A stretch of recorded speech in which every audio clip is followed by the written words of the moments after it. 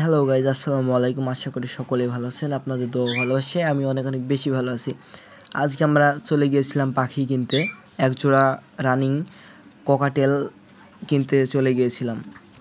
প্রথমেই ভিডিও করে যাচ্ছিলাম, কারণ ইচ্ছা করলো যে ইউটিউবে লং ভিডিও ছাড়া হয় না, আপনাদেরকে একটু দেখাই, আপনারাও দেখেন।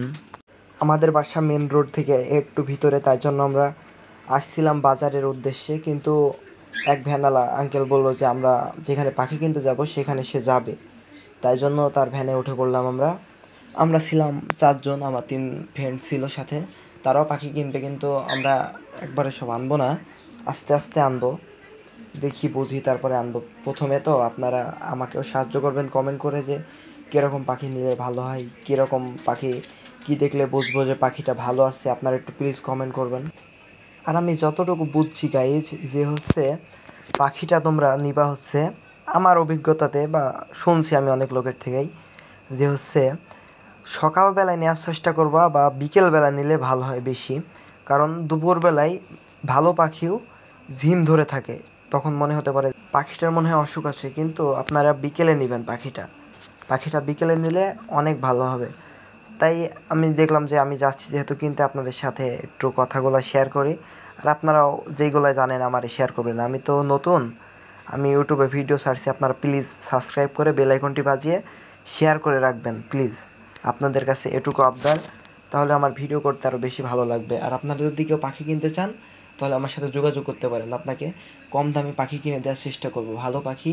আপনারা একটা কাজ করেন কি, যে পাখি যেটা কম টাকায় পান সেটাই নিয়ে নেন, এটা আপনারা করবেন না প্লিজ। আপনাদের কাছে এটুকু আবদার, 200-300 টাকা বেশি হলেও ভালো পাখিটা, অবশ্যই ভালো পাখিটা নেবেন।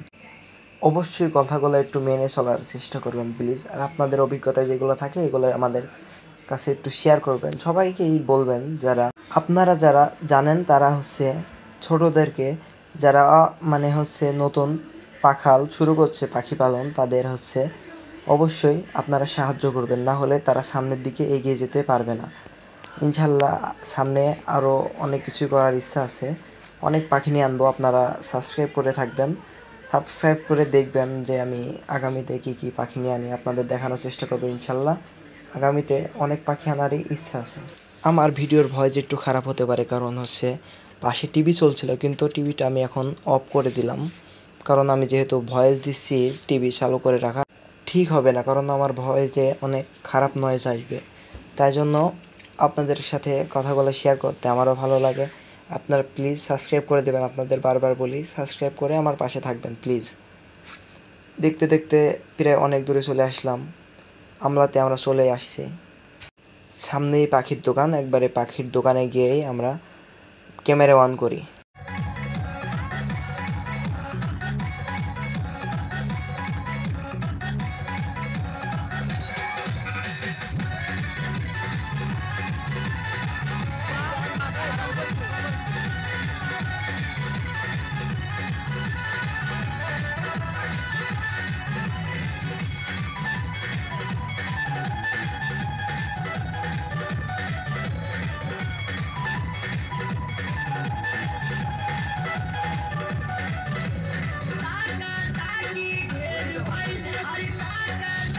অবশেষে আমরা চলে আসলাম উপরে। এই যে আমার 3 বন্ধু আর আমি ক্যামেরার পিছনে সামনে কিছু পাখি সাজানো আছে দেখেন, ওই যেমন ককাটেল, ওই যে বাজিগার, উপরে আছে লাভবার্ড, এই যে এখানে বাজিগার, এগুলো বাজিগার, এখানে আছে বাজিগার, এইগুলো জাবা পাখি। উপরে আছে এক জোড়া ডায়মন্ড অফ ঘুঘু, আর এই যে বাজিগার, আর এখানে আছে ককাটেল, এইগুলো ককাটেল। আর আমি যে উপরে জোড়াটা কিনবো, এটা কেনার জন্য আসছি মেবি। এইখানে আছে আর এক জোড়া ডায়মন্ড অফ ঘুঘু, এই যে ঘুঘু আছে, অনেক রকমের পাখি আছে এই দোকানে। আর হাড়ির ভিতরে বাজিগারের 5টি বাচ্চা আছে, ছোট ছোট, কেউ নিতে চাইলে বলতে পারেন। আর এখানে জাবা পাখি তো দেখলেনি, আর এখানেও আছে বাজিগার।